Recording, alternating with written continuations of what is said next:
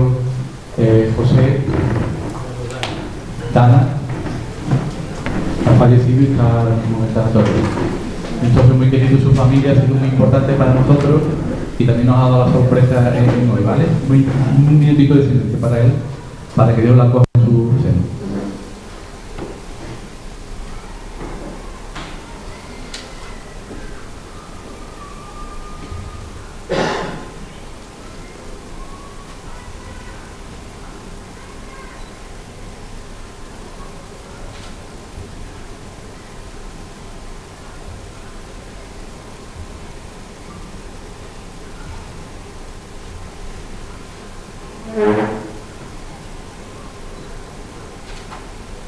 Descanse en paz. Vamos a comenzar el acto. Llamo al estrado a Rafael para que introduzca este acto del homenaje a don Enrique de la Cuadra.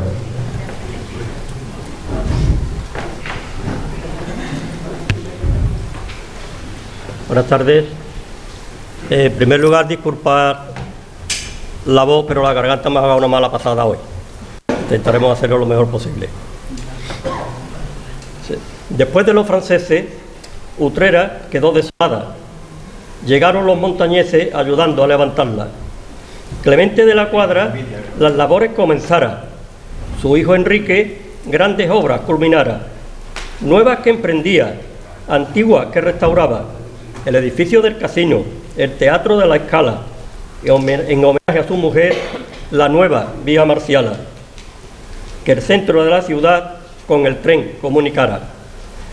El Palacio de Vistahermosa con maravillas decoró. Diversas actuaciones en las calles realizó. Le puso el alcantarillado y a la par la adoquinó. Santuarios e iglesias con acierto reformó, aportando patrimonio de un excepcional valor. Lucen hoy sus testimonios con magnífico esplendor.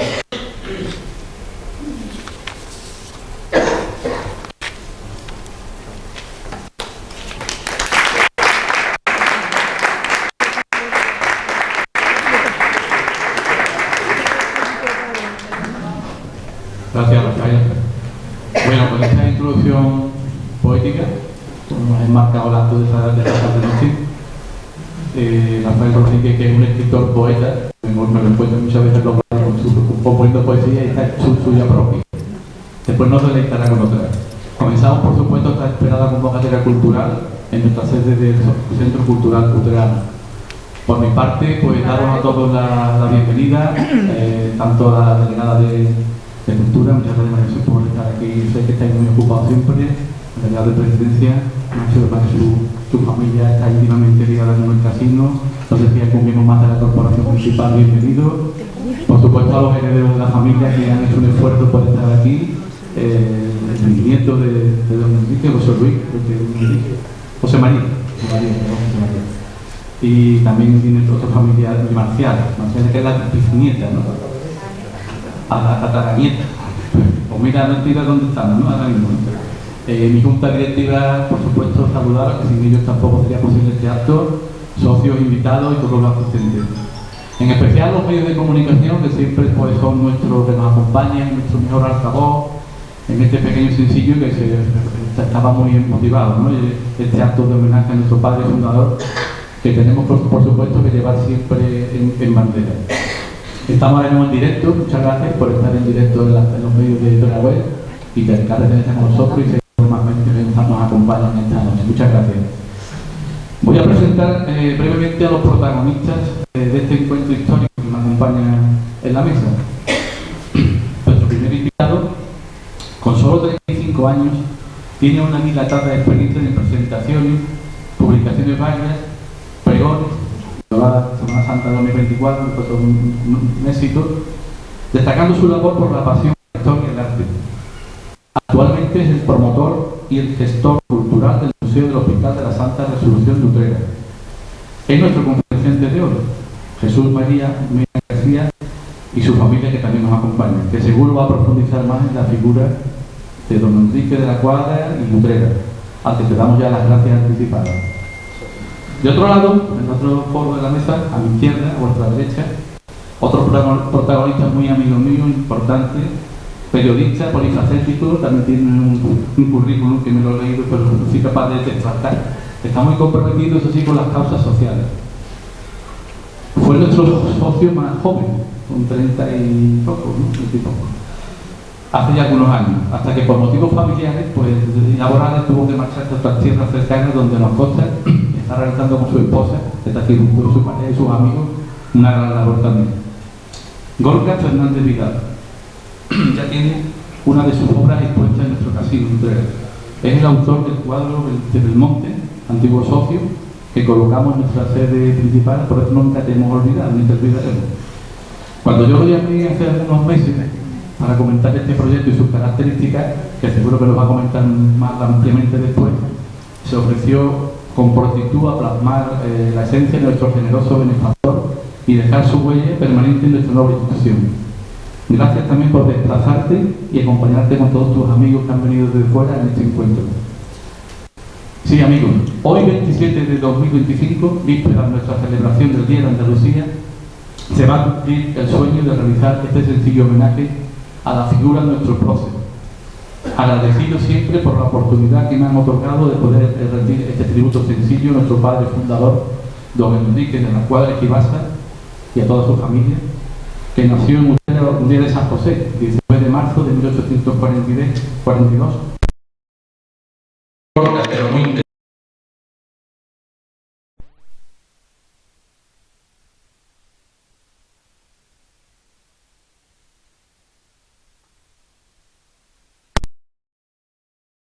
Mecenas, emprendedor, filántropo, etcétera, que bien se merece nuestra aportación a nuestro casino, abrió a la modernidad de la época y a la cultura. Sin más, doy paso ya al conferenciante, que seguro va a hablar mucho mejor y más que yo de Gracias.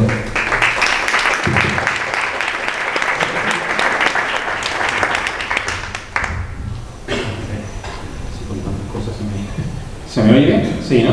Vale, perfecto. Bueno, pues ante todo, buenas tardes a todos los presentes. Muchísimas gracias por venir a este... Gracias también a la presencia de la representación municipal, porque creo que un personaje como don Enrique de la Cuadra pues requiere de eso, ¿no? Sobre todo por el vínculo que mantiene con ese ayuntamiento, en la que actualmente pues su propia casa se ha convertido en la casa de todos los utreranos y por supuesto también del Ayuntamiento de Utrera. Y por supuesto también a la familia, que esto todavía te da un poco más de presión, ¿no? Porque hay que hacerlo muy bien, evidentemente, teniéndolos aquí, pero me parece muy importante que esos vínculos no se rompan. José María me ha dicho que cada vez que viene aquí a Utrera, que aunque él no viva aquí, sigue sintiendo Utrera como algo suyo. Y es que yo creo que también parte de lo que es Utrera, sin duda alguna, no es que lo crea, es que lo es parte de Enrique de la Cuadra. Por tanto, que hoy estéis aquí con nosotros, Marciala también, tataranieta, pues viene a reivindicar ese vínculo, esa unión, que yo creo que básicamente es irrompible generación tras generación y tras generación. Y sobre todo a todos vosotros, ¿no? que vais a aguantarme. Sabéis que hablo bastante, ¿eh? Así que intentaré contenerme. En el día de hoy, pues creo que es muy importante el poder poner en valor la figura de don Enrique de la Cuadra. Y yo lo voy a hacer desde una perspectiva, como estáis viendo el propio título de la conferencia, de como mecenas del arte decimonónico de Utrera. Cuando yo comienzo a estudiar en el ámbito de la historia del arte, te das cuenta que el arte es algo muy complejo, pero también es muy humano. Y es la huella que finalmente acabamos dejando, ¿no? En el mundo. Sobre todo aquellos que son mecenas, porque muchas veces parece que el mecenazgo queda en un segundo plano. Sin embargo, sin ellos tampoco habría arte. Por tanto, el papel que cumplen es fundamental. Y en el caso de Enrique de la Cuadra, no es solamente un mero mecenazgo, vamos a decir, caprichoso, sino que cumple todavía una función social, humana, que permite que Utrera avance hasta convertirse, hay una cita que después me gustaría mencionar, que llega a reconocer a Utrera como la tacita de plata de Andalucía, por lo que ofrece, por la diferenciación que muestra con el resto de pueblos que tenemos en la provincia o en toda Andalucía. Por tanto, creo que le debemos mucho y creo que la Utrera que a día de hoy seguimos teniendo es consecuencia a lo que él nos dejó. Por tanto, tanto que en este primer punto A mí siempre me gusta empezar pues con una cita, y fijaos con quién me voy, con Peggy Guggenheim, ¿no? Una auténtica mecenas del mundo del arte, mecenazgo, y nos define que tenemos el deber moral de conocer y transmitir el arte de nuestro tiempo.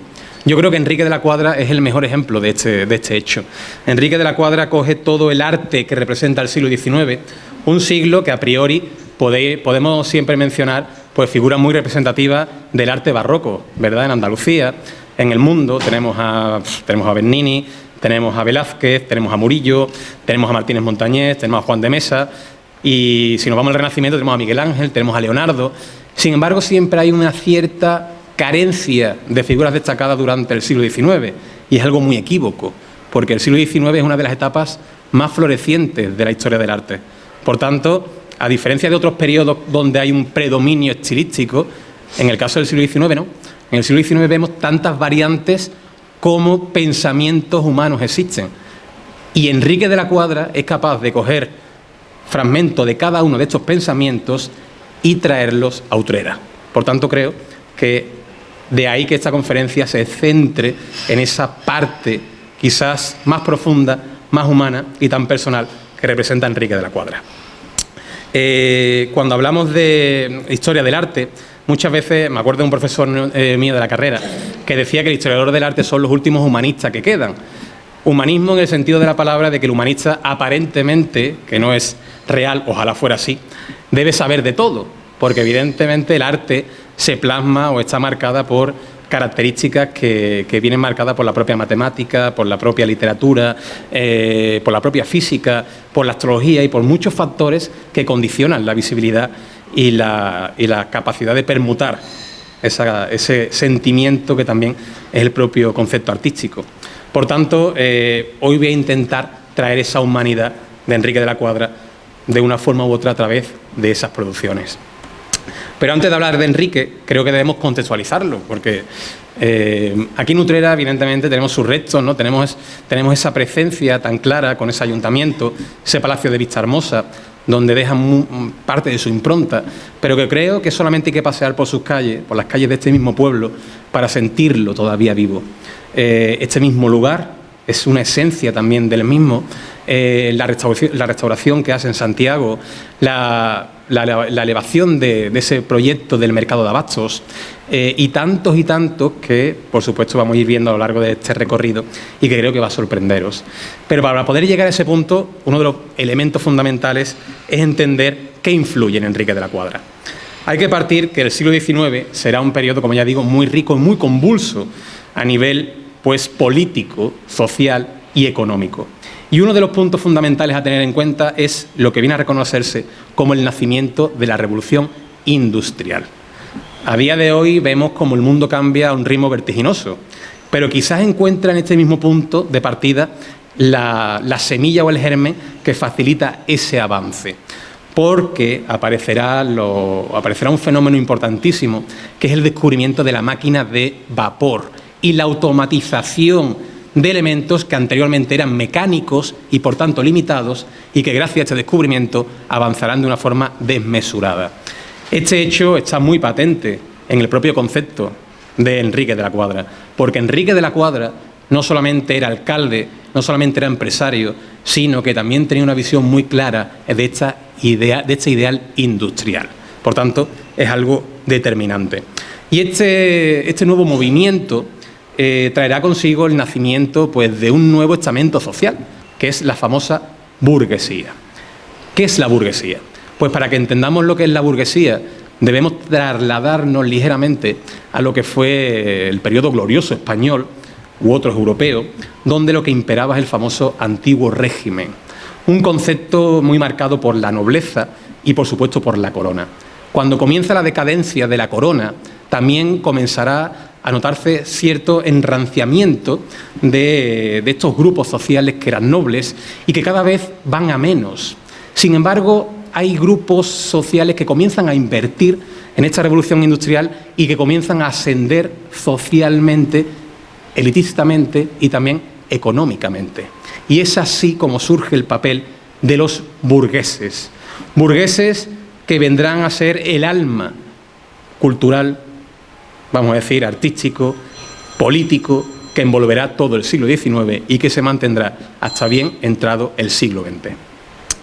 Y otro hecho importante que debemos tener en cuenta es el contexto que también envuelve, no solamente vamos a trasladarnos o vamos a especificarnos en este punto concreto, que es España, y son las políticas que hay internamente. Como ya he comentado, España estaba sumida anteriormente en una monarquía absolutista que finalmente pues cae.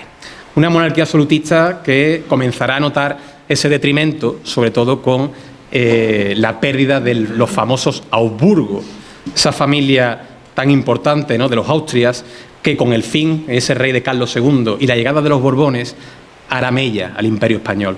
Pero no solamente es que hará mella de esa manera, sino que habrá un acontecimiento fundamental en la historia de España y también del mundo, que será la Guerra de la Independencia, el Imperio Napoleónico. Y ahí es cuando se notará de forma desmesurada la decadencia de la corona. Tenemos un rey, Carlos IV, que ante la presión directamente lo que hace es abdicar en su hijo, Fernando VII, el famoso deseado, que finalmente demostrará que de deseado poco, porque frente a esas ideas que tiene de liberalismo, ese paso del nacimiento de la Constitución, esconderá tras de sí pues un auténtico villano, mal dicho y pronto, porque lo que acabará haciendo es recuperar las costumbres más atrasadas que había en España. Volverá a recuperar elementos tan, vamos a decir,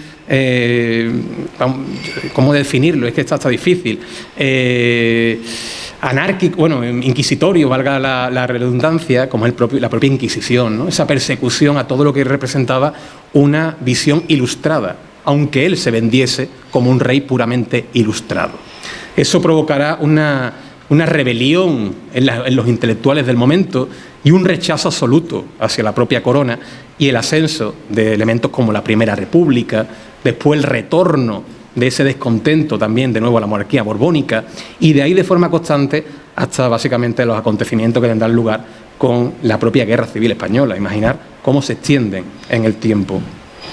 Y esa vamos a decir, ese desánimo que se vive en la cultura española también se plasma en su política exterior, por supuesto.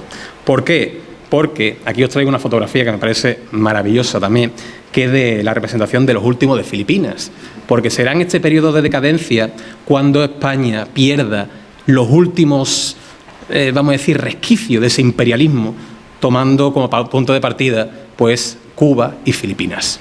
La pérdida de Cuba y Filipinas será un golpe demasiado duro para todo lo que representa España, para el propio español de a pie, y todo ello se materializará de forma palpable en la propia sociedad española del momento. Pues esa es la España a la que se enfrenta el propio Enrique de la Cuadra y también su padre, don Clemente, donde estos burgueses son al fin y al cabo los que tomarán las riendas y se verán en la obligación de dar continuidad y de superar esa situación de trance tan negativa en la que el país se encuentra anclado. Y ahí Enrique de la Cuadra pues tendrá mucho que decir. Y todo ello pues queda manifestado, por supuesto, en eso que os he dicho, ¿no?, en el nacimiento de nuevas artes, porque es en el periodo de decadencia cuando el hombre tiende a sacar lo mejor de sí. Y aquí aparecerán estilos tan variados como tenemos el famoso neoclasicismo, del que hablaremos luego, tenemos por supuesto el romanticismo, tenemos el orientalismo, que es consecuencia del romanticismo, impresionismos, y todo ello evolucionará hacia esas famosas vanguardias, donde ya tenemos figuras tan relevantes como el propio Picasso, pero que todo parte de este mismo momento, en un realismo también, una preocupación por el mundo del trabajo, del trabajador de la fábrica, que por ejemplo aparece muy representado en el arte ruso. Todo ello viene dignificado, trayendo la figura de la persona de a pie como alguien importante, y eso también es un elemento a tener en cuenta, porque para entender el arte del siglo XIX tenemos que trasladarnos a un fenómeno que se conoce como el Gran Tour. A día de hoy tenemos el turismo, ¿verdad? Todos nos encanta hacer turismo, nos encanta recorrer lugares, nos encanta descubrir sitios que no conocemos, y uno de los puntos clave pues suele ser pues las grandes capitales del mundo, por supuesto París y Roma. Pero es que en el siglo XVIII este concepto también existía. Los grandes nobles y aristócratas del momento, cuando terminaban su formación cultural, realizaban un gran viaje, un gran tour. ¿Y a dónde iban a culminar su formación? Pues iban sobre todo a las culturas madres, que eran Grecia y, por supuesto, Roma. Tan importante era este viaje, este tour, que muchos llegaban a representarse pictóricamente, encargaban retratos de ellos realizando pues este periplo, esta aventura, esta odisea, que cuando le hiciera volver a sus tierras lo traerían como el propio Ulises cuando regresa a Ítaca, es decir, con una madurez por encima de la propia media cultural que había en el resto del entorno.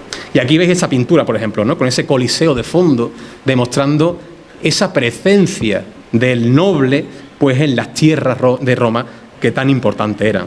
O en estos mismos retratos, ¿no?, donde de nuevo queda de fondo el propio Vaticano, importantísimo, ¿no?, también ese concepto, pero lo que está ese señor apoyándose, si os dais cuenta, es en una base de carácter puramente clásico romano. Se ve restos de fuste por el suelo, haciendo alusión a esas ruinas del mundo antiguo, siempre manteniendo esa naturaleza.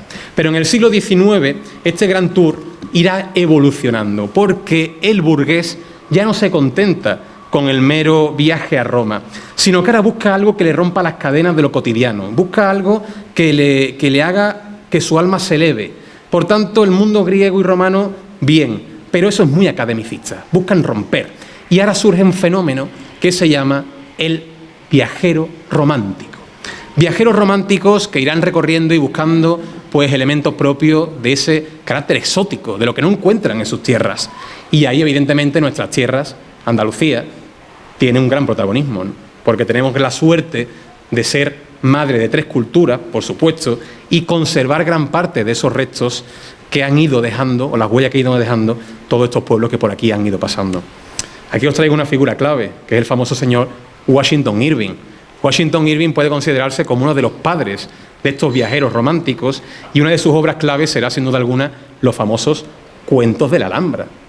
La Alhambra, durante el siglo XIX, vivía en un periodo, de nuevo, al igual que todo el país, de decadencia. Sin embargo, a partir de este escrito, la Alhambra volverá a elevarse, volverá a resurgir y se convertirá en un enclave de una potencia y de una atracción que recorrerá Europa y el mundo entero. Por tanto, eso es importantísimo.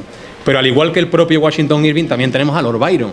Fijaros este señor cómo aparece portando una indumentaria entre orientalista, pero también con esa naturaleza del bandolero, porque el bandolero, el tema del flamenco, también se verán como algo tan exótico y tan atractivo que llamará la atención de todo el pueblo de Europa, de todo el viejo continente, y encontrará aquí en la propia España pues su mejor caldo de cultivo.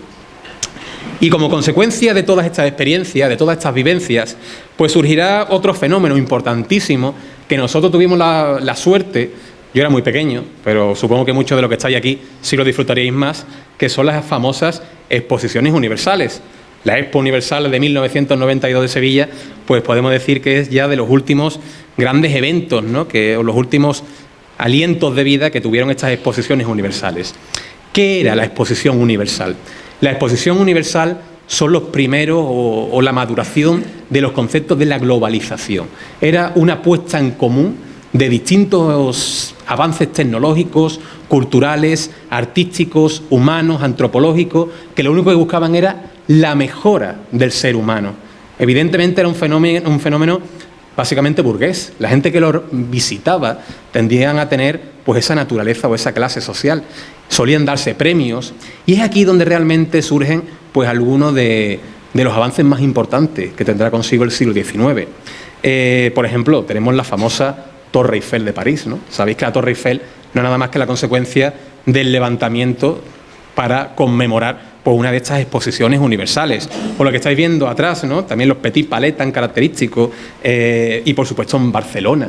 En Barcelona, la ciudad de Barcelona debe mucho a las exposiciones universales, y don Enrique de la Cuadra estará presente en ellas, y eso impregnará toda su obra, o gran parte de su obra, y creo que ahora lo vais a descubrir. Aquí veis, ¿no?, estos conceptos, donde es muy interesante que la primera tiene lugar en Londres, en un famoso Palacio de Cristal. Palacio de Cristal, donde se alterna ya un estilo arquitectónico que se expandirá por toda Europa, y que nosotros tenemos aquí, pues en esa famosa claraboya, de una forma extendida, del propio ayuntamiento, donde el metal y el cristal se fusionan. Y en este caso vemos uno de los principales puntos de partida. Y luego esos stands que pueden ser tan característicos, tan propios de lo que podríamos apreciar a día de hoy en Fitur. Pues esto básicamente es una antesala de lo que a día de hoy tenemos en eventos turísticos de esa misma importancia y de ese recalamiento. Y ese es el periodo, ¿no? Y eso es lo que encuentra don Enrique de la Cuadra cuando comienza su vida en el año de 1842. Una vida que evidentemente vendrá marcada. Él nace en Utrera, sabéis todos, ¿no?, donde nace en esa famosa plaza del Bacalao.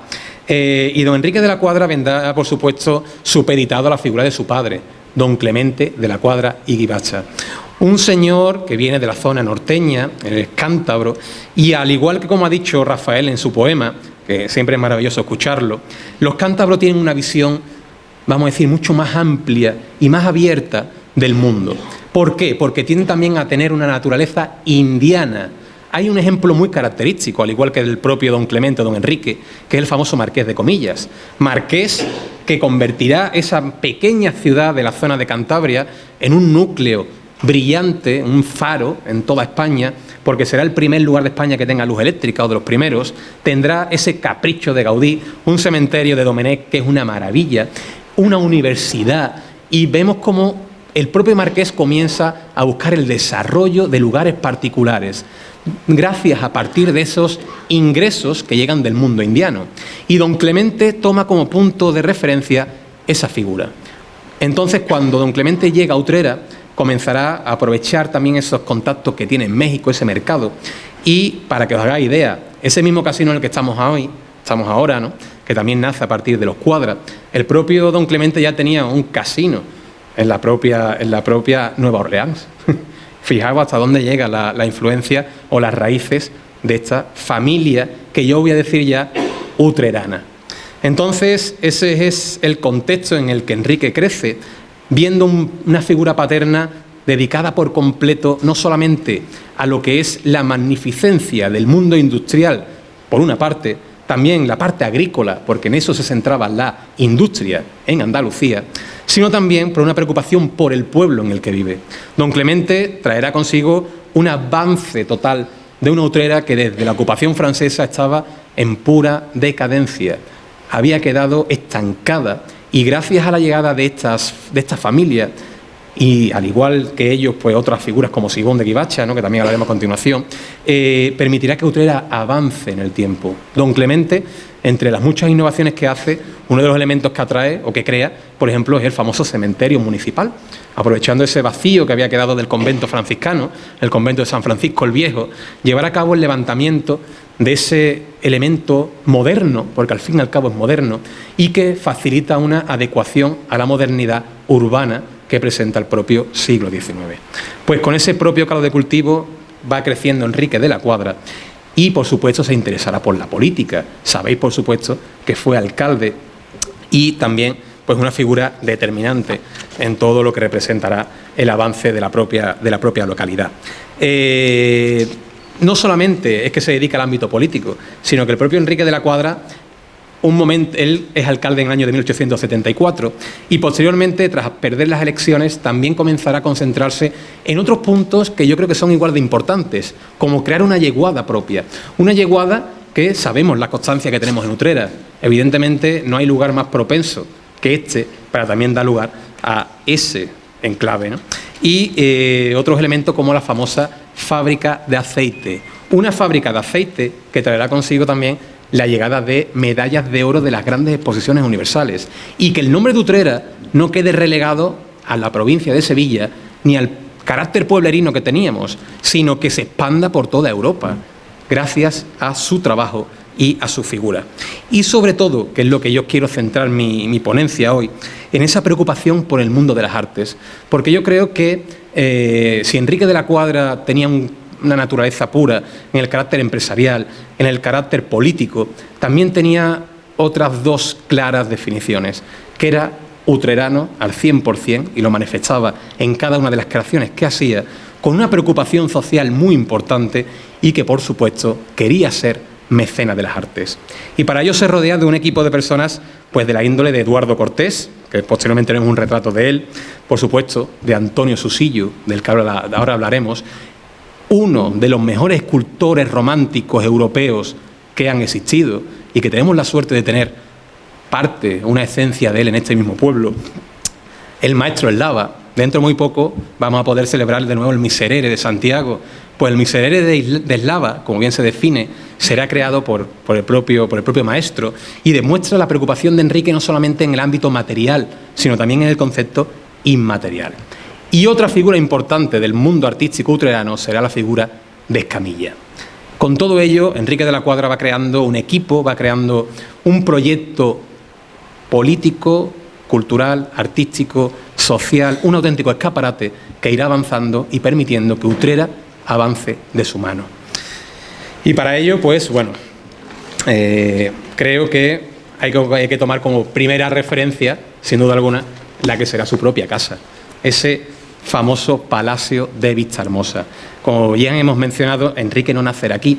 Sin embargo, el Palacio de Vistahermosa, que pertenece a los famosos condes de Vistahermosa, tan vinculados con la ganadería, también enraizados a la propia naturaleza utrerana, pues acabará en manos de Simón de Guibacha. Simón de Guibacha es tío y padrino del propio Enrique de la Cuadra y será el heredero de esta gran edificación. Una edificación que el propio tercer marqués de Vistahermosa verá truncada su posesión, sobre todo con la ocupación francesa, y que posteriormente tendrá un abandono que con Simón, con el propio Guibacha, pues verá una remodelación, una rehabilitación y sobre todo un mayor esplendor, sin duda alguna, gracias a la figura de su sobrino. El propio ayuntamiento es un edificio propio de los finales de la arquitectura propia del final del barroco clásico, una arquitectura propia del siglo XVIII, muy geométrica, un carácter muy limpio a nivel ornamental, con 2 plantas, como estáis viendo a continuación, con esa decoración tan propia también de las ventanas, con esos dinteles, pero todo de una forma muy, vamos a decir, muy racional, únicamente rota porque la esencia nos define en esa portada retablo pétrea, una portada que además mantiene la utilización del balcón y sobre todo el uso de heráldicas, para poner en valor, por supuesto, la familia que lo financia. Pero este edificio quedaba, de una forma u otra, como ya os he dicho, desfasado. Y será el propio Enrique cuando comenzará a darle una naturaleza mucho más dinámica, mucho más viva y mucho más al estilo y al acorde que requieren los grandes palacios burgueses de la sociedad del momento. Y así irá dotándola de distintas salas, distintos salones, cada uno de una naturaleza propia. Yo voy a centrarme pues, en los principales, sobre todo en los más atractivos a nivel visual y que, bueno, Enrique de la Cuadra utilizaba para numerosas fiestas. Solamente hay que ver la prensa digital, bueno, el archivo de prensa, para poder ver los grandes acontecimientos que Enrique celebraba. No solamente recibía a los grandes políticos nacionales de España, sino que también realizaba, pues, salones de baile, conmemoraciones, celebraciones de libros, lecturas, traía a los grandes literatos y figuras culturales del entorno a esa casa que se convertiría en una auténtica, vamos a decir, un auténtico cofre, ¿no?, de lo que es la cultura andaluza y que encontraba, pues, entre sus muros un baluarte fundamental. Y una de estas salas, por supuesto, es el famoso Salón Pompeyano. El Salón Pompeyano no es nada más que la propia consecuencia de otro de los movimientos que surge en ese periodo, que es el famoso neoclasicismo. Creo que su propio nombre lo indica todo, ¿no? Neoclasicismo. Es un retorno a la cultura clásica. Un retorno a la cultura clásica que viene a romper también con lo que había representado el barroco. A mí muchas veces que me dice la gente, cuando hacemos una visita, cuando hablamos de don Enrique, el daño que Enrique hizo a Utrera por la pérdida de patrimonio. Oye, pero es que no podemos ver a Enrique de la Cuadra desde la perspectiva de hoy día. Eso es equívoco. Enrique de la Cuadra, cuando remodela elementos que son barrocos, no lo hace con ninguna intención que no sea para la mejora del pueblo. ¿Por qué? Porque el barroco, durante el periodo del siglo XIX, es visto como un arte bárbaro, desfasado, casi que provocaba náuseas al verlo en algunos lugares. Evidentemente esto es Andalucía, pero es que Enrique no tiene la naturaleza mental del andaluz de a pie, sino es que Enrique tiene un carácter mucho más cosmopolita. Por tanto, él lo que está haciendo o intentando es que Utrera avance y se modernice. Y ese es el punto que tenemos que partir. Ese neoclasicismo que aquí vemos no es nada más que esa consecuencia, ¿no? El neoclasicismo rompe con ese barroco y lo que hace es mirar de nuevo al pasado clásico, tomando como referencia, sin duda alguna, el descubrimiento de un lugar importantísimo, que será Herculano y Pompeya, en Nápoles, porque esto surgirá a partir del rey Carlos III, conocido por todos como el gran alcalde de Madrid, Carlos III fue rey de Nápoles y él fue el promotor de esas investigaciones arqueológicas que permitirán el sacar a relucir pues todo lo que a día de hoy conocemos de esa ciudad, ¿no?, que quedó sepultada bajo el propio volcán. Por tanto, se recuperan elementos que son muy atractivos, como la utilización del mármol, la utilización de pilastras, de columnas, de casetonados, de hornacinas, recursos que el propio Enrique de la Cuadra plasmará en esta misma construcción. Además, tiene una naturaleza academicista. Es el arte que se promueve, sobre todo a nivel institucional. Las grandes academias, como la Academia de Bellas Artes de San Fernando, en Madrid, la Academia de Bellas Artes de París, la Academia de Bellas Artes de Roma, la Academia de Bellas Artes de Sevilla, todas ellas lo que promueven, cuando se hace un edificio institucional y lo que estudian, son modelos puramente clásicos, porque se mira la arquitectura de Palladio, a la arquitectura de Vitruvio, y es recuperar ese pasado glorioso que de una forma traía o mostraba lo mejor del hombre. Pues Enrique de la Cuadra levanta esta sala puramente rectangular, puramente geométrica, puramente regular, utilizando recursos tan propios como dinteles puramente clásicos, columnas de mármol, como estáis viendo, ¿no?, con esa composición fileteada, y también semipilastras, que son, como ya os he dicho, recursos que evocaban a ese mundo antiguo. Un casetonado que él interpreta de una manera propia, porque lo hace en madera, a diferencia de lo que se hacía en el mundo clásico, porque también existen reinterpretaciones, por supuesto. Y utilizando como principal materia prima, evidentemente, lo que es el mármol. Un mármol que Enrique de la Cuadra no tendrá miedo en costear, porque será mármol de la propia Carrara. No sé si conocéis el mármol de Carrara, pero el mármol de Carrara es el mejor mármol que existe en el mundo y es el mismo que utilizó Miguel Ángel para tallar las grandes obras que a día de hoy encumbran no solamente su obra, sino la propia historia del arte universal. Pues Enrique de la Cuadra lo traerá en esas flotas con las que él mismo contaba y fue poco a poco transportándolo también mediante sus sistemas de transporte que tenía, ¿no?, de carruajes, hasta ese palacio y dotarlo pues de esa naturaleza grandiosa y monumental que a día de hoy se sigue respirando en esta sala. Pero es importante, aquí veis, ¿no?, algunas de esas pinturas donde se evoca pues ese mundo clásico como algo glorioso. Tenéis el Museo del Prado, creo que poco hay que decir, ¿no?, de Juan de Villanueva. Es una obra puramente clasicista, neoclásica, al estilo puro de lo que se estaba respirando en Madrid. O, por supuesto, la Puerta de Alcalá, obra de Sabatini. Pero es que tenemos también el Palacio Real, tenemos el Observatorio, infinidad de obras que vuelven a tratarse a nivel nacional y que tenemos en Utrera gracias a ese pequeño atisbo, a ese salón pompeyano. Y gracias, sin duda, a la figura de Enrique. Pero si al igual que tenemos un salón pompeyano neoclásico, Enrique también sabía lo que era el romanticismo y el concepto del orientalismo. Como ya antes he mencionado, es muy importante buscar esa diferenciación, esa atracción de lo poco visto, de lo atractivo, de lo desconocido, que representa también el romanticismo. El romanticismo es romper con lo racional y buscar el sentimiento, la naturaleza y lo incontrolable, algo que es propio del sentimiento humano. Claro, cuando se viajaba a lugares como China, como Japón, lo que encontraban eran tan distintos a lo que se veía en Europa que para ellos era una auténtica conmoción, y el poder narrarlo, traer un elemento que fuera propio de estas tierras, era algo evocador.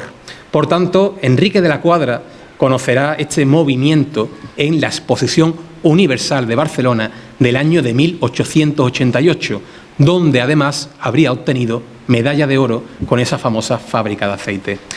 Enrique, al ver el interés que esto representaba para los burgueses, cómo se va insertando en el modernismo catalán, no dudará en traerlo a su casa y a su palacio.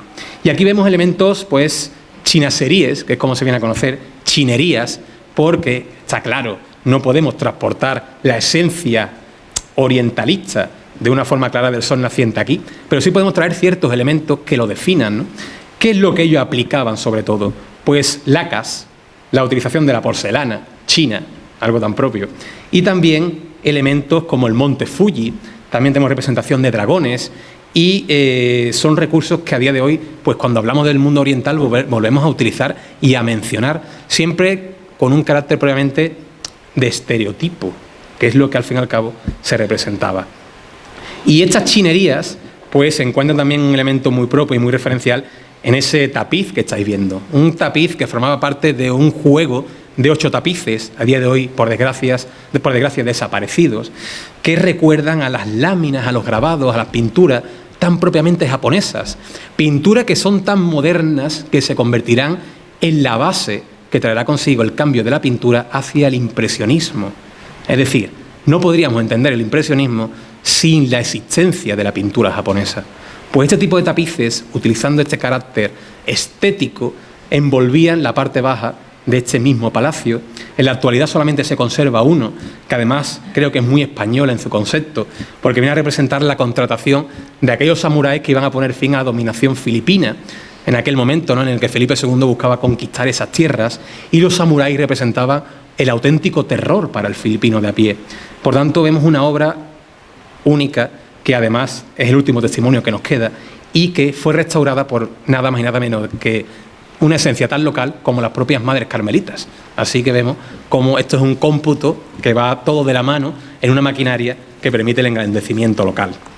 Aquí veis, ¿no?, este tipo de grabados, este tipo de pinturas, ¿no?, de láminas con el monte Fuji, también pues la representación de este tipo de aves también tan propias, este tipo de pinturas, ¿no?, que son al fin y al cabo lo que define esta decoración oriental y que vemos de forma reiterativa, pues ya no solamente en el siglo XIX, sino en el siglo XX, y a día de hoy seguimos viéndola en la decoración de muchos lugares que finalmente lo que hacen es crear una tramoya, un teatro y evocarnos pues ese mundo oriental. O estas representaciones de samuráis tan propias del momento. Pero, sin duda alguna, la joya de la corona, sin duda alguna, es el Salón Árabe. Un salón que viene también a traer pues ese concepto romántico en el que se evoca el pasado glorioso de diferentes tierras, y en este caso de la propia tierra española. España viene a evocar el periodo glorioso en el que la ocupación islámica de Andalucía permitió un avance pues desmesurado en muchos aspectos. No sé si sabéis que el califato cordobés tuvo el último gran heredero de los omeyas, es decir, estamos hablando de una de las grandes figuras imperiales del mundo islámico, y tuvimos la suerte de tenerla aquí en nuestra tierra y crear asimismo un califato que llegará a ser envidia de todo el mundo. Aquí venían la gente de Medina Sahara a rendir pleitesía al propio Abderramán III y quedaban sorprendidos, acompugidos de la escena que mostraba aquellos famosos salones dorados donde la tecela, la cerámica, el azulejo sorprendía y dejaba con la boca abierta, ¿no? Pues eso es lo que buscaba también en ese romanticismo. También el simbolismo de las cosas, lo profundo, lo que no es capaz de captarse a simple vista y que hay que ver de una forma más profunda. Por tanto, surgirá un fenómeno que vendrá a conocerse como Revival Islamic, es decir, la resurrección del arte islámico. Se convertirá en un elemento propio de todos los grandes salones y palacios burgueses del entorno. Un ejemplo muy característico también, no sé si conocéis Sanlúcar de Barrameda. Si habéis ido, pues tendréis la suerte de haber pasado por su famoso ayuntamiento. Y el famoso ayuntamiento de Sanlúcar de Barrameda, como estáis viendo aparentemente, es básicamente la composición de un palacio nazarí. Es decir, lo que aquí se representa es un fenómeno que supera lo meramente conocido como Revival Islamic, para tener otra naturaleza propia, que será el alambrismo. Esto no es meramente el de evocar la presencia musulmana. Aquí no hay paños de sepka, aquí no hay elementos que podemos encontrar, por ejemplo, en la giralda o en la mezquita, sino que aquí lo que realmente vemos es un retorno, una revisión de lo que representa la Alhambra. Esa Alhambra que ha resucitado gracias a Washington Irving y que es la joya de la corona del patrimonio español en aquel momento.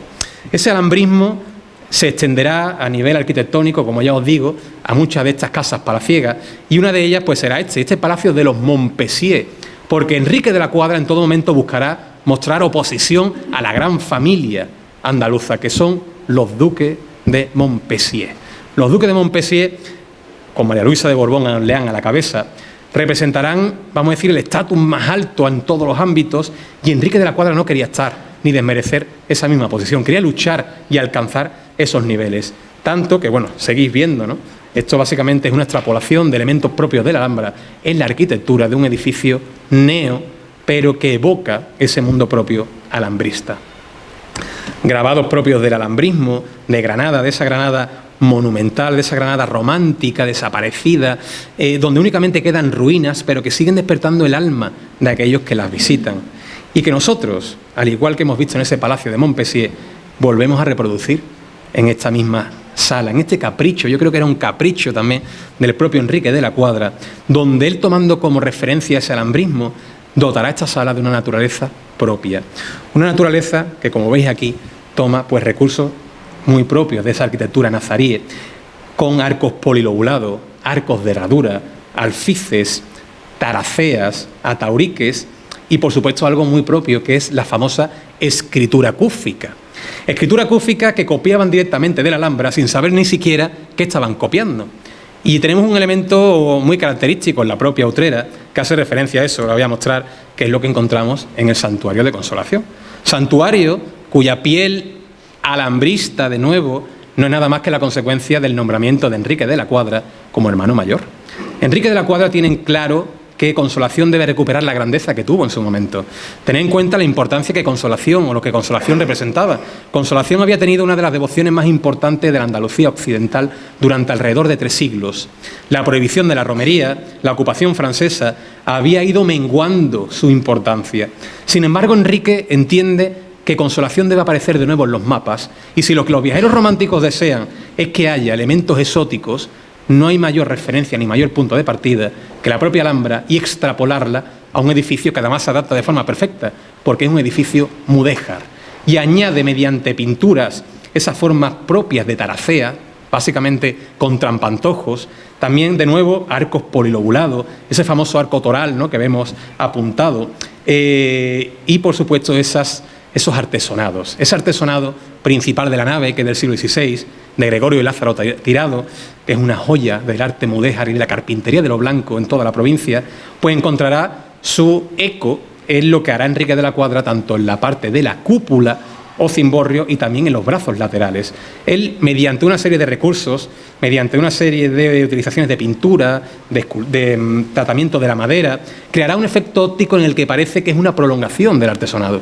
Pero si os fijáis, muchos de ellos son composiciones puramente planas, que buscando la capacidad de la óptica es capaz de transformarla y darle tridimensionalidad. Pero otro recurso que utilizan en esta decoración, Escamilla, Cavallini, todos aquellos que forman parte de este proyecto, será el utilizar la escritura cúfica. Y vemos, hay gente que me ha dicho que han venido gente de naturaleza o que entiende el Islam, y ha traducido algunos de los pasajes, y son pasajes del Corán donde vemos menciones como que Alá es grande, y justamente al lado tenemos un pasaje que pone Salve Regina. Eso es contradictorio. Cualquier islámico que venga aquí posiblemente le explote la cabeza. Pero oye, es la capacidad y la riqueza que tiene Consolación y que volverá a convertirse en un corazón y en un referente para todos los viajeros británicos, franceses y de toda la naturaleza europea que encuentran en nuestra Consolación, de nuevo, no solamente un lugar de consuelo, sino un patrimonio a tener en cuenta y que sea, vamos a decir, obligatorio descubrir. Pues eso es lo que hace Enrique en esta misma sala. Aquí estáis viendo este trampantojo que anteriormente os he mencionado. Pero claro, hace reinterpretaciones. Este alambrismo no es puro, evidentemente no lo están haciendo islámicos ni mudéjares. Son arquitectos, son escultores, son tallistas del siglo XIX.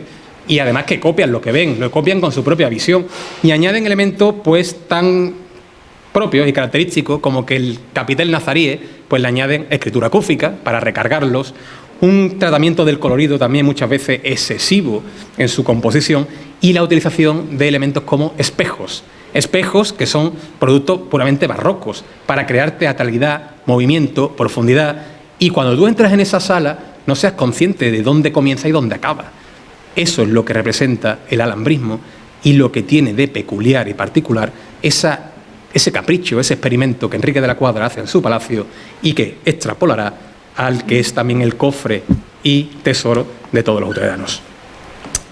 Y otro de los puntos importantes es el famoso Teatro de la Scala, actualmente conocido como el Teatro de Enrique de la Cuadra. Por supuesto, que lleve su nombre creo que es muy meritorio. No sé si sabéis, bueno, el teatro comenzará a realizarse el 13 de septiembre de 1885 y culminará el 27 de enero del año de 1887. ¿Dónde levanta Enrique de la Cuadra este gran complejo? Evidentemente un teatro debe tener unas dimensiones amplias, necesarias, que sea capaz de recibir el mayor número de público posible. Eso presenta una gran limitación y Enrique de la Cuadra lo que compra o adquiere buscando ese esa tierra para poder florecer, es un convento en desamortización. Un convento que es el famoso convento de Santa Ana. Enrique de la Cuadra adquirirá esta misma construcción y él mismo irá remodelándola y se hará cargo de realizar un proyecto que él mismo dirigirá. Creo que José María, ¿no?, con Fernando de la Cuadra, también arquitecto, creo que eso lo llevan en las venas, y el propio Enrique se hará cargo de la ejecución y el diseño, desarrollo de estas obras y crear un espacio que yo creo que trae modernidad, trae avance, trae de nuevo colocar a Utrera en el mapa, porque ofrece un teatro que sinceramente está a la altura de los grandes teatros capitales, con una gran composición artística, porque también tener en cuenta que el teatro es el reflejo de la necesidad burguesa. El teatro es ofrecer arte, cultura, a lo que antes estaba reducido a una mínima parte de la población, a todos aquellos que puedan adquirirlo, que puedan pagarlo de una forma módica y que la cultura sea parte de todos, algo que a día de hoy debemos seguir teniendo como premisa. Entonces estos teatros irán evolucionando de una naturaleza puramente neoclásica, muy rígidos, a una naturaleza más romántica, que es el caso del teatro en el que estamos. Un teatro que además llevará por nombre Teatro de la Scala. ¿Y por qué de la Scala? Pues esto tiene varios sentidos. Uno de los referentes que tomará Enrique de la Cuadra a la hora de su diseño será el famoso Teatro Scala de Milán, punto importantísimo de la ópera, de óperas de todo el continente europeo, de todo el mundo, y que Enrique quería de una forma u otra emular. Incluso las propias pinturas que ahora veremos, lo que hace es intentar reproducirlo a pequeña escala. Esto es Utrera, ¿no? Pero lo hace de una forma tan delicada, tan profusa, tan comprometida, que llega a sentirse tal cual. Y otra consecuencia del teatro de la Scala es que aquí tenemos una cosa importantísima que cambió también el destino de Utrera, que es el ferrocarril. Y en Utrera se hacía escala en ese camino de Cádiz a Sevilla. Por tanto, Enrique, aprovechando de forma muy inteligente esas escalas, aprovecha de esas óperas que van al Gran Teatro de San Fernando de Sevilla, que van hacia Cádiz, para que hagan escala en Utrera y poder llevarlo a ese teatro y que todos los utreranos puedan disfrutar de esa esencia tan propia, ¿no? Aquí os traigo también algunas representaciones, ¿no?, de esos teatros. Aquí tenéis el Teatro Real de Madrid, otro, por ejemplo, ¿no?, el Falla, tan característico y tan propio de estas fechas. Y algunos pasajes y decoración de este famoso Teatro Scala de Utrera, donde a mí me gustaría leeros un pasaje brevemente, ¿no?, de lo que se describe en un artículo de periódico de esas mismas fechas sobre lo que era el propio Teatro de Utrera. Consta de más de 17 filas de butacas de 2 pisos. En el primero se han instalado 16 elegantes plateas y otras localidades de preferencia, con 90 cómodas sillas en gradería. En el segundo se han colocado 104 delanteras de palco y 900 entradas de grada general. Ambos pisos están sostenidos por esbeltas columnas de hierro, siendo de la propia construcción de barandas adornadas con mullidos de terciopelo rojo y lindísimas molduras en grana y oro sobre fondo blanco. El teatro es en verdad una obra de arte que se destaca primorosamente entre las múltiples molduras que adornan toda la sala. 5 genios caprichosos, alegoría de la música, la tragedia, los juegos de circo, la comedia y la fama, descansan sobre una gran pluma, de cuyos puntos brota la inspiración coronada por caprichosísimos grupos de geniecillos que derraman multitud de flores. El telón, que como el techo y algunas decoraciones, es obra de Busato, del que ahora también hablaremos, asciende sin necesidad de enrollarse, tecnología, y una máquina reguladora y muy nueva para el alumbrado de gas, así como varios teléfonos que comunican con la fábrica, preservan de cualquier accidente inesperado, para satisfacer una necesidad sentida de nuestros teatros, especialmente por las señoras que no pueden dejar su asiento durante la representación. En el de la Scala se han construido 2 salones espaciosos, ricamente amueblados y confortables, en los cuales pueden pasar los entreactos en agradables reuniones. Además de estos salones, tiene espaciosos pasillos y vestíbulos por donde fumar y pasear, y en uno de ellos, 1 o 2 puertas que dan paso al buffet, salón extenso y despejado con puertas a la calle, cuyo piso superior sirve de desahogo y sala de descanso al público de las gradas. El escenario es de una gran capacidad y tiene cuantas condiciones y requisitos puede exigir toda clase de representaciones. Anejos a él están los guardarropas y el almacén de trastos y chirimbolos, y encima de estos departamentos los cuartos para los artistas en 2 extensos corredores, y en número de 48, amueblados conforme a las categorías en que ellos se distinguen.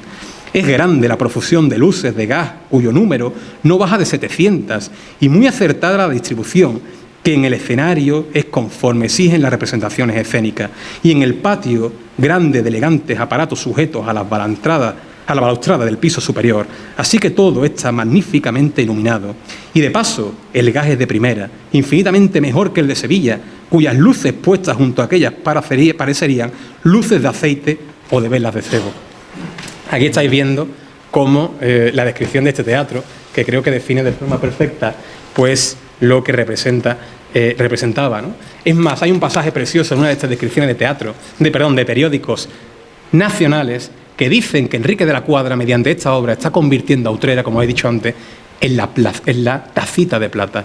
Una evolución, una diferenciación con el resto de lo que es la comunidad autónoma, que es la envidia. Es más, hay uno del Guadalete, el famoso periódico de Jerez, que dirá que por qué no ha nacido Enrique de la Cuadra en Jerez de la Frontera. Qué envidia más grande, ¿no? Así que solamente cabe imaginar y ser consciente de este hecho, ¿no? Ahí estáis viendo la planimetría. Y, por supuesto, este famoso Giorgio Busato. Giorgio Busato, bueno, aquí hace de nuevo una descripción, estáis viendo de un pasaje propio de esos periódicos. Giorgio Busato, como es conocido vulgarmente en España, Jorge Busato, es un gran pintor veneciano, escenógrafo y una de las figuras más importantes en lo que es decorados de teatros, tanto que él llegará a participar en teatros y decorados del propio Teatro de Viena, París, Teatro Real, Teatro de Barcelona y, por supuesto, la escenografía de todo lo que representa el teatro de Utrera.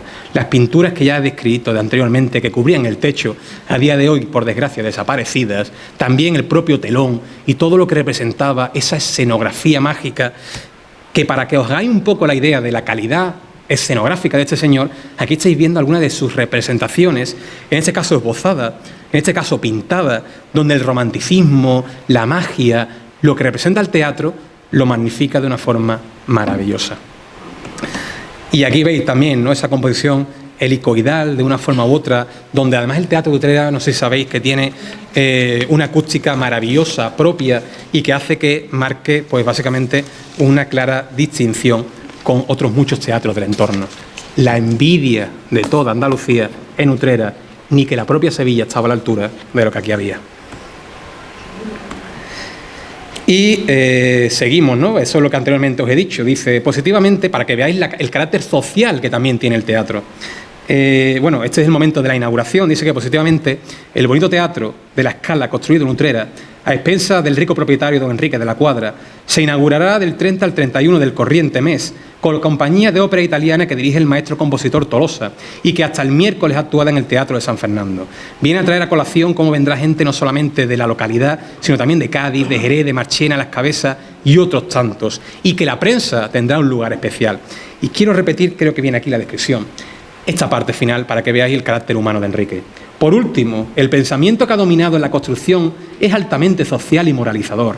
La casi totalidad de las localidades no costarán más de £1, lo que permitirá hasta al más infeliz bracero asistir a las representaciones, retrayéndolo de la perniciosa costumbre de concurrir a las tabernas y otros sitios tan perjudiciales para su salud, como para la tranquilidad de la familia. Para que veáis cuál es el carácter que tiene Enrique de la Cuadra con elementos como este. Y otro pasaje, ya acercando, ya metiendo como siempre, es la figura que también tendrá Enrique de la Cuadra con el mecenazgo escultórico. Antonio Susillo. Antonio Susillo y Enrique de la Cuadra son dos caras de una misma moneda, porque Antonio Susillo es considerado como uno de los mejores escultores románticos que, como anteriormente he dicho, no solamente se extiende en toda España, sino en toda Europa y en todo el mundo. Antonio Susillo es el máximo ejemplo de la escultura romántica.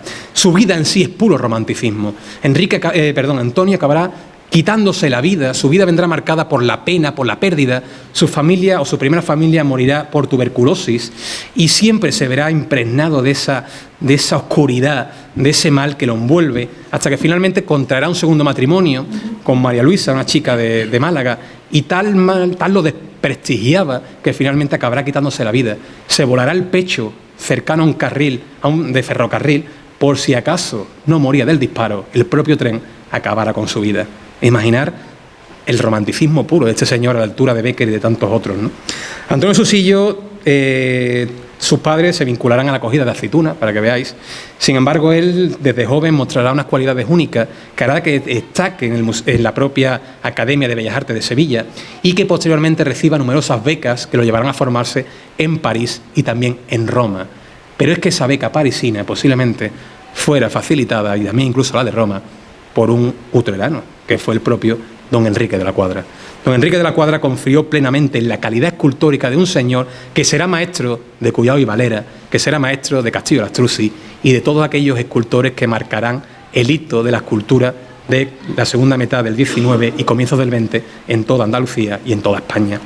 Entre sus obras tenemos tan célebre esta galería, ¿no?, de ilustres de Sevilla, que corona actualmente el Palacio de San Telmo, o esculturas tan referenciales como el Velázquez de la Plaza del Duque o el Daoiz Velarde de la Plaza de la Gavidia. Escultura puramente romántica que se convertirán en canon en toda la naturaleza hispana.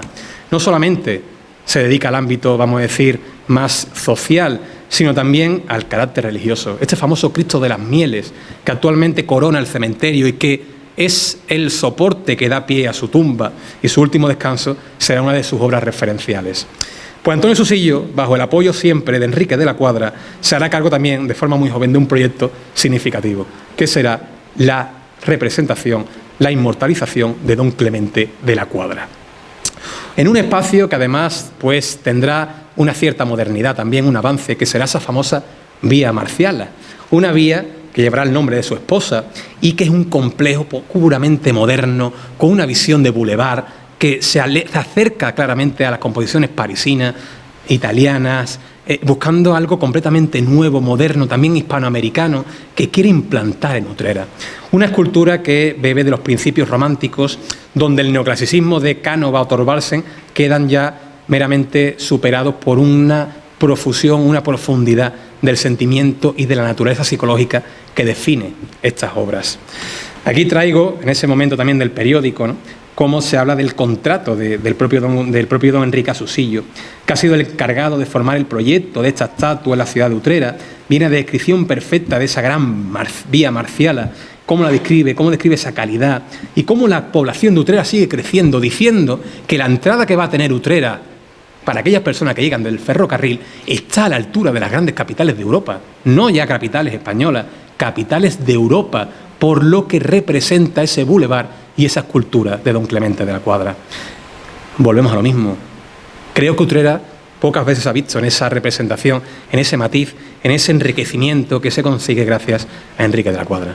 Aquí veis una fotografía de la presentación de esa escultura abarrotada de ese día de lluvia, ¿no?, para exaltar ese carácter romántico y que viene a traer a colación también pues, la grandeza de Enrique de la Cuadra, la visión y también el cariño que una persona muy cercana a Enrique, que es Fernando de la Cuadra, tendrá, pues su hijo también será escultor y tomará como punto de partida y premisa la formación con Susillo, que le llevará a obtener 2 premios nacionales en las exposiciones que se realizan en toda España. Por tanto, vemos la calidad y la visión de este empresario político, pero sobre todo filántropo utrerano.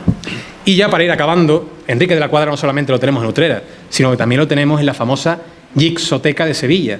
Si últimamente habéis paseado por la universidad, por el rectorado, habéis visto que hay un espacio museográfico dedicado a las famosas yesos, ¿verdad? Los yesos que de una forma u otra se utilizó de inspiración para los grandes artistas que se formaban en esa Academia de Bellas Artes de Santa Isabel de Hungría, de Sevilla. Pero lo que no sé si sabéis es que esos yesos, o gran parte de ellos, fueron donados de nuevo por el don Enrique de la Cuadra.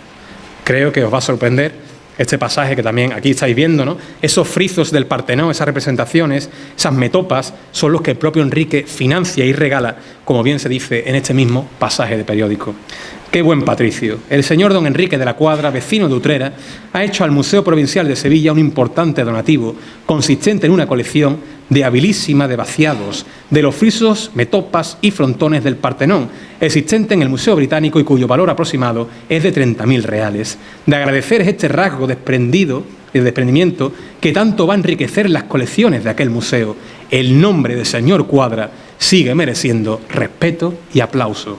Pues estos mismos yesos, a partir del movimiento que también se crea con la adquisición de este famoso, vamos a decir también, personaje, ¿no?, que será Lord Elgin, que será el que adquiere a partir de la que comprará a los turcos estas metopas, estos frisos y todas estas esculturas, ¿no?, que coronaban el Portenón, que posiblemente acabarán en el Museo Británico a partir de él, ¿no?, pero que creará un eco en toda la sociedad europea y que el propio Enrique no dudará en imitar y traer, no solamente en este caso a Utrera, sino también a España, y permitir que artistas como Susillo, como su propio hijo, lo tomaran como referencia y creatividad para seguir creciendo y emulando a los más grandes.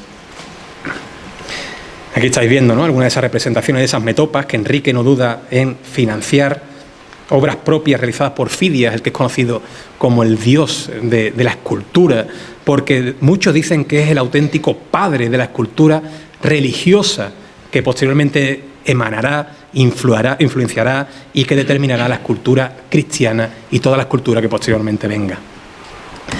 Y para ir concluyendo, otra cosa determinante es que Enrique de la Cuadra será promotor e impulsor del famoso Archivo Hispalense, una revista que él mismo, junto a otros grandes, ¿no?, como el propio José Gestoso, como Pérez de Guzmán, Collante de Tarán y tantos otros, será promotor, padre de una revista que a día de hoy sigue activa, de lo que es, vamos a decir, la panacea de muchos historiadores, de muchos literatos, que encuentran aquí la capacidad de hacer públicas sus investigaciones científicas, de poder dar a conocer al mundo su descubrimiento, que la historia siga creciendo, que el patrimonio artístico siga creciendo y que de nuevo encuentra sus raíces en el propio Enrique de la Cuadra. Por tanto, creo que es algo a tener muy en cuenta. A día de hoy, Enrique de la Cuadra descansa en ese famoso panteón que tenemos en el cementerio, estratégicamente colocado, pues esa entrada que dará pie al que era el principal acceso al cementerio, creado por don Clemente de la Cuadra, tendrá de frente básicamente ese panteón, y a día de hoy pues descansa parte de la familia, ¿no? Enrique de la Cuadra será una persona sumamente querida. Yo, para culminar, simplemente me gustaría leeros, o por último ya, lo que se describe de él en uno de los pasajes, ¿no? Te dice que el señor Cuadra posee una fabulosa fortuna territorial, tiene inteligencia grande y vastísima cultura, es ingeniero, agrónomo, ha viajado por toda Europa y ha aprendido los idiomas de francés, inglés y alemán, que habla admirablemente. Es natural de Utrera y, por su carácter, temperamento y viveza de imaginación, un andaluz de pura raza. Dominan al señor Cuadra sobre todo tres verdaderas pasiones: la del trabajo, la de la familia y la del suelo que le vio nacer. Utrera, su familia, el estudio y el trabajo son su segunda naturaleza. Utrera era, no hace muchos años, una población de aspecto pobre, sin comodidades de ningún género, una población, en fin, como la generalidad de los centros rurales de España.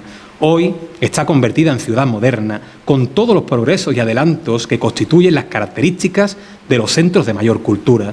Posee un bellísimo teatro, digna de una gran capital, la Gran Vía Marciala, nombre de la distinguida esposa del señor Cuadra, adoquinado, asfaltado, calle con magnífico arbolado en su mayor parte, aguas potables cuyas obras de conducción y distribución están muy adelantadas, un gran mercado que construye una casa inglesa, fábrica de gas y, en fin, todo cuanto puede exigirse a una moderna y culta ciudad.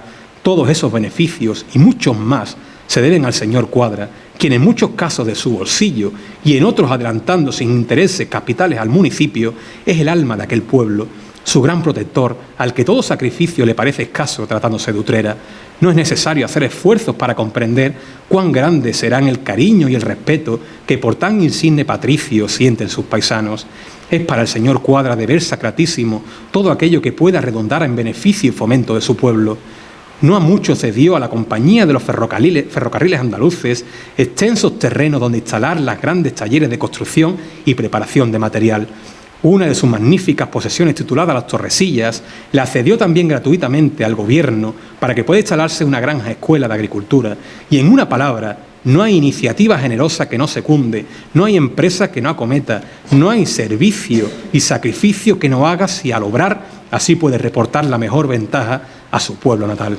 Por tanto, me gustaría acabar con esta frase: él es el padre de todos, el jefe de todos y el protector de todos. Don Enrique de la Cuadra es una figura digna de la más gran consideración social y del profundo respeto que inspira siempre la hidalguía, la filantropía, la laboriosidad y las grandes virtudes. Utrera puede enorgullecerse con tan agregio hijo. Muchas gracias.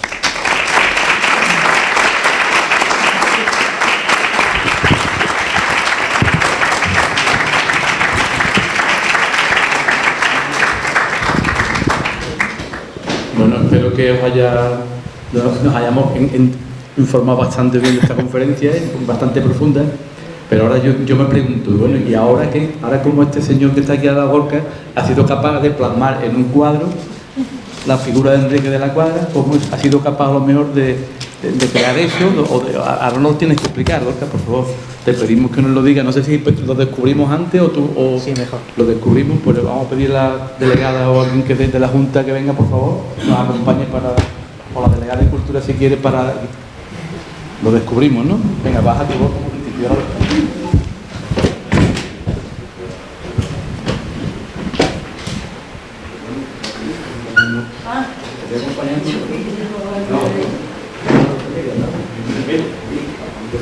Claro.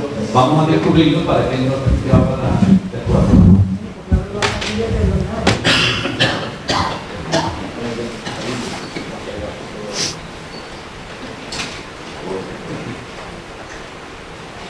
Bueno, a ver si nos sorprende o empezamos a discutir por el cuadro. Exactamente. Pues adelante, Jorge. Mucha mano.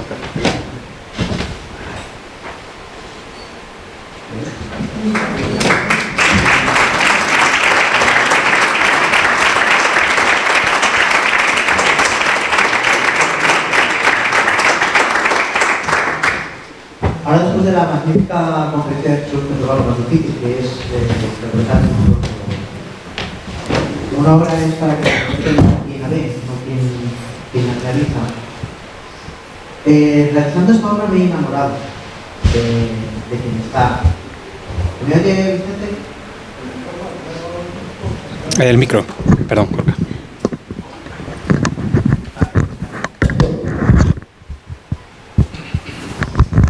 ¿Mejor así? Me he enamorado de Enrique. ¿Y quién no se puede enamorar de Enrique haciendo todo lo que ha dejado en Utrera? En esta obra, precisamente, intento plasmar los pensamientos que hay detrás de la creación de esa Utrera moderna.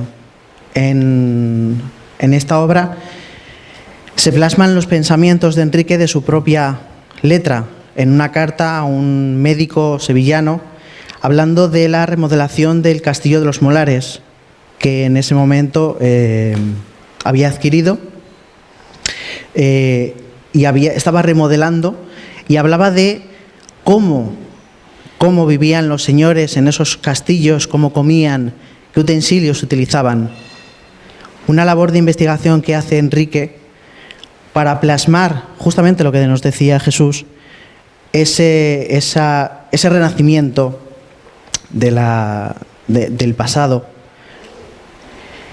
Con esos he cogido en el cuadro los propios la carta, los propios planos del Castillo de los Molares y el plano de la nueva Utrera que estaba construyendo Enrique de la Cuadra, y por supuesto su firma. Este es un cuadro que no he firmado yo, sino que lo ha firmado Enrique de la Cuadra. Espero, dándole gracias a Paco y al Casino por la oportunidad que me ha dado, que lo disfrutéis mucho. Gracias.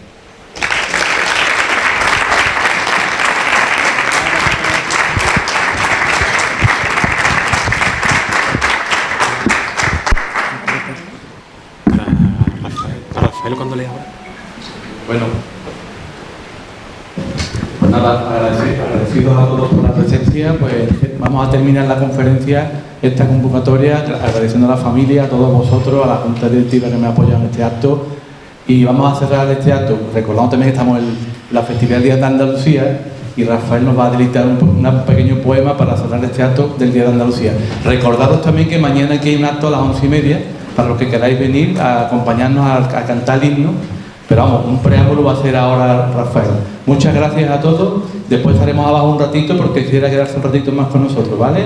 Y compartimos un poquito con el autor y con la familia el comentario. Sí, vamos a ir entregando una copita de vino a la salida al que quiera quedarse, una cervecita, un vino, para que estemos a gusto un ratito abajo, ¿vale? Pues nada, muchas gracias por la asistencia a todos.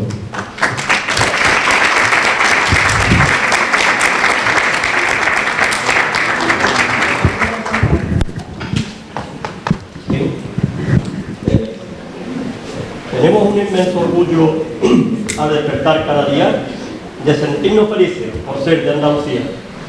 Los libros nos lo han enseñado, y os lo cuento por eso, las cosas que aquí han pasado desde Hércules, la Antártida, los fenicios y los cartesos. Los pueblos que vinieron en Andalucía se quedaron, hasta que otros fueron quienes por fuerza los echaron.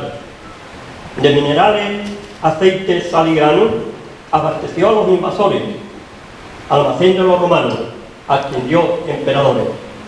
Del mismo modo, siendo inteligente, la habitaron los visigodos de manera preferente. Los moros se establecieron, sus culturas implantaron, al andaluz le pusieron y sus costumbres cambiaron. Todos los que llegaban para siempre la amarían. Cartaguadí lloraba cuando dejó Andalucía. En los descubrimientos protagonistas serían: de Andalucía partió Colón y Alcano recibiría. Gracias a ella se formó un gran follón, venciendo a Pepe Botella y al mismísimo Napoleón. Andalucía lo hizo muy bien, favoreciendo a España entera en la batalla de Bailén con Garrosita de Utrera. Comunidad muy deseada, ciudades, pueblos, montes y playas, y el carácter de su gente por donde quiera que vaya. Mi querida Andalucía, el 28 de febrero se celebra. Para nosotros, todos son tus días. Te lo mereces por tu historia, tu cultura y tu valía.